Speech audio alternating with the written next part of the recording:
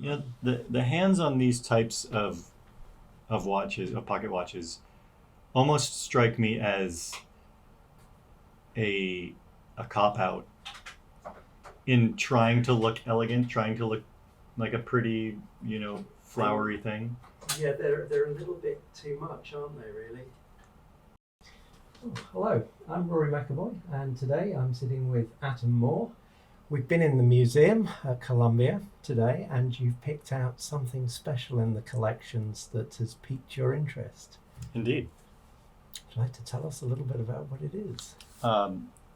I chose from the massive collection that you have here the Breguet quarter repeater. And I chose it because I really enjoy what the original Breguet watches look like. The modern ones have a very distinct look, and they pay homage to the originals, but I think the originals are exceedingly striking. And when I found out that this was a quarter repeater and the way it functioned, I was a little taken aback because it's above and beyond, it feels like.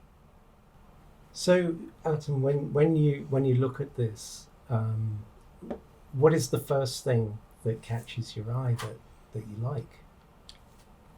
The look of the original Breguet dials is quite distinct. It has the way that the pattern is on the center part of the dial is so fine that it almost blows away all of the modern interpretations of it.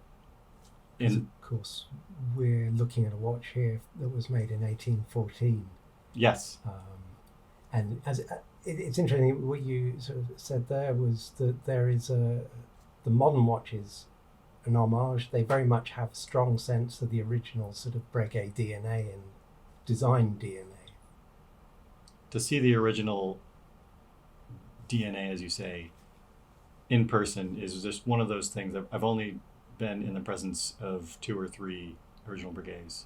I did go to a museum exhibition in San Francisco, which had many, but to actually be able to handle them, I've only seen a few, and every time I feel in awe of it. So, could you say a little bit about what the specific components of the DNA are? Sure. So the specific components of the DNA that I was just talking about are the hands. I really enjoy a very thin hand, and so many pocket watches have thin, long, beautiful hands, but the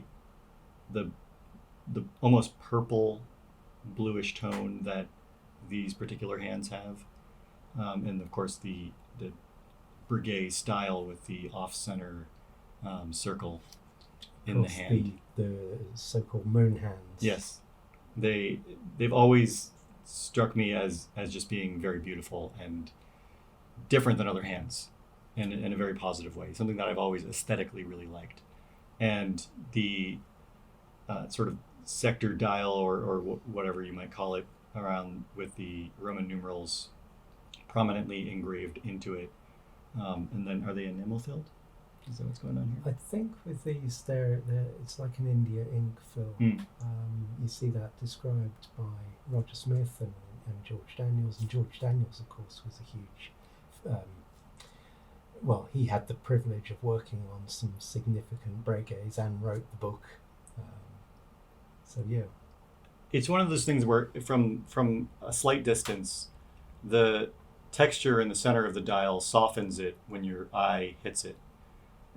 So then you can easily see what the time is because the exterior, the chapter ring with the Roman numerals is very smooth. So your eye immediately can go right to where it needs to. Instantly legible dial, isn't it? But it's a bit deceiving because when you get closer, you notice the little dots around every minute. And then right outside of that, on the exterior ring of the dial, there's even another pattern. So as you go closer, you see many details that you don't necessarily see in such an easily readable watch. And talking of such details, I know with this watch, if you look really, really close up, it's got the secret signature either side of the 12. Ah, and you may need a macro lens to probably. see The secret signature is, oh, I see it, is one of those things that I appreciate that modern Breguet has kept. it. Mm-hmm. And oftentimes it's well hidden. I think recently they did some white enamel dials, and they had the secret signature relieved ever so slightly in the enamel, and it was so perfectly done because you could barely see it, and that's exactly what you want. You don't want it like you have the Cartier sort of like, they put their name in one of the Roman numerals, and that's fairly easy to see. But the Breguet hidden signature is almost like the saying that this is an original. Sort of like a watermark. The watermark. Yeah. The watermark of his time. It really is quite a... One thing that I like about the design of this watch, and I've brought out a watch that was made a little bit later. It is also a quarter repeater, just to compare. And I don't mean to belittle this silver cased watch, but you look at the pendant that it sticks out so prominently. Do you know approximately the time that this other watch was made? This is going to be, it's probably hallmark, so I could probably find out exactly, but I would suggest it's probably mid 1800s. Okay.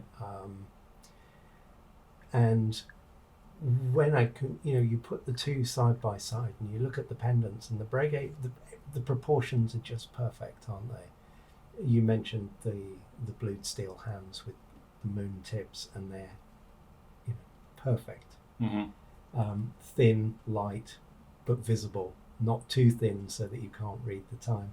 And then the pendant actually has a separate piece, and you just pull it out, and then if you want to repeat the watch, you just twist that, and then you can only... I'm not going to repeat it today because the watch has been on display for a very long time without any attention, and it's a bit gummed up inside, so but there is an excuse to clean it and investigate it further at some point, I hope. Excellent. It's exciting. And we can have a look inside the back of the watch, so I'll just open it. That was my next question. Yeah, well, so you've got the signature on the cuvette on the Indeed. back, and that's where you would insert the winding key. I'll just go. So there you go. Isn't that something else?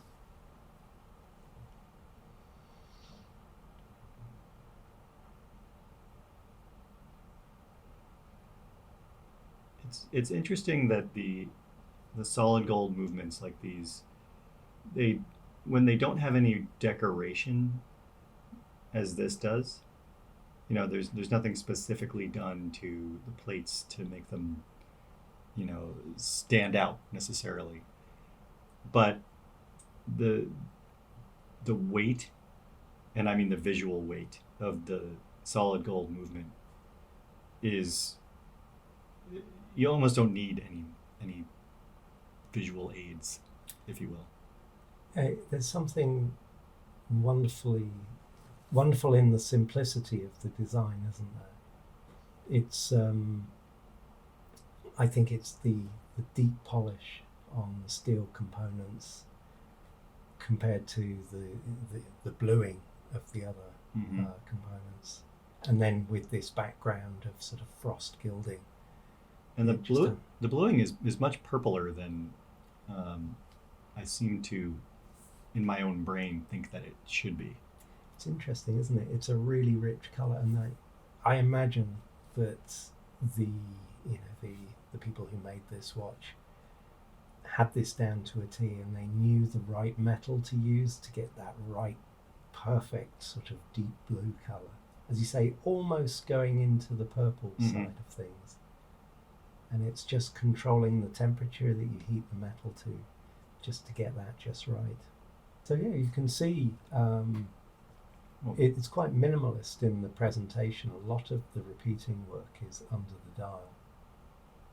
I'm just operating the pull out to see. Oh, there it is. It's got a nice Click to it. nice hasn't it? click. And if you look at the top as well, Oh, and it you has look a at the little way mark. it's constructed, Oh, so you've got there's 2 screws in it. 2 screws, one to secure the pendant onto the mechanism, and the second screw intersects that screw head to hold that screw in place. Mhm. And to do that and have everything leveled off and flush, that's a serious feat of skill. And the mechanism inside as well, when you rotate it, there's several components. And for it to operate so smoothly, and you almost wonder why. Well, I guess with other repeaters, with modern wristwatch repeaters, you don't necessarily have to have. There's push button technology. This is essentially push button technology, but it's done in a way that's much more elegant. It certainly is. I mean, and also with a pocket watch, you don't have the constraints of, the size of the case. So I'm going to take this one. I'm going to repeat this, and this is quite a noisy piece.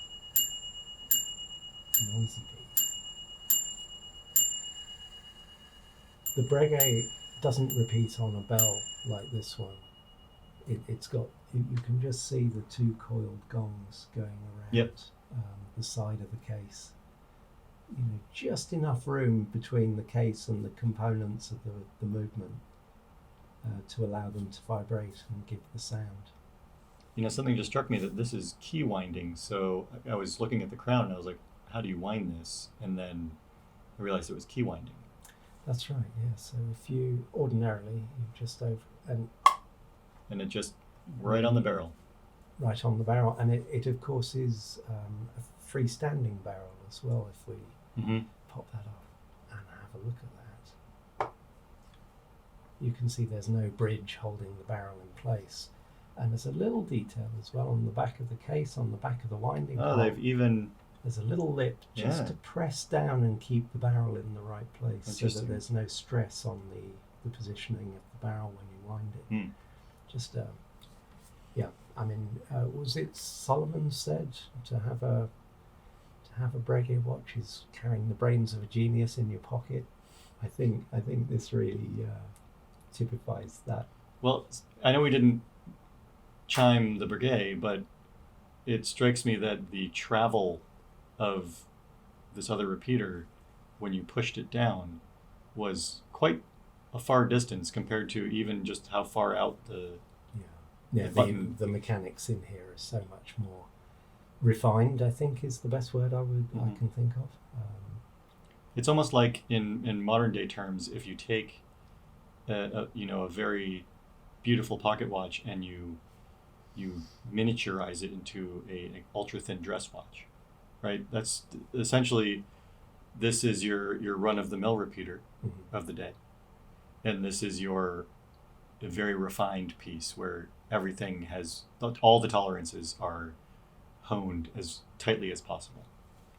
Actually, yeah, it's a good case in point. If we close up the Breguet and then put it on, we've got, It's double the thickness. easily the later silver case watch. Yeah, absolutely. And I must say the screw on the dial on this one is in a much worse place a little bit.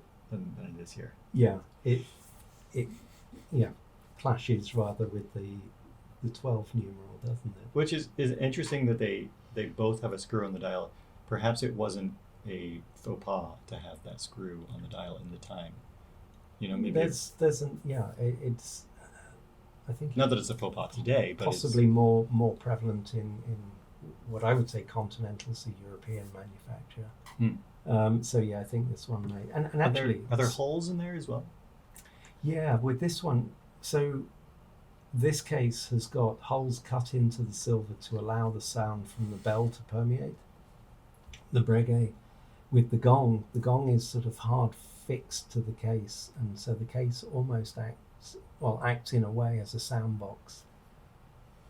It's so interesting how the Breguet is so like a modern watch in the way that it looks. Mhm. The only difference and the only thing that's giving it away to be, besides it being a pocket watch and those being out of fashion, the only thing that's giving it away from being a modern interpretation or one made 20 or 30 years ago is literally the key winding mechanism. Yeah, having to have a separate key, and the key undoubtedly will be a very refined key with a little ratchet so that you don't wind it the wrong way. Mm-hmm. I noticed there was a little arrow on the ratchet area, Just in case. telling you which way to go. Absolutely. Well, you wouldn't want to cause any damage to a watch like this. No, certainly not. So cool, Arthur. Thank you very much for taking time to sit down and talk about this fantastic watch. Great opportunity to take it off display as well. Indeed. Thanks for having me. Welcome.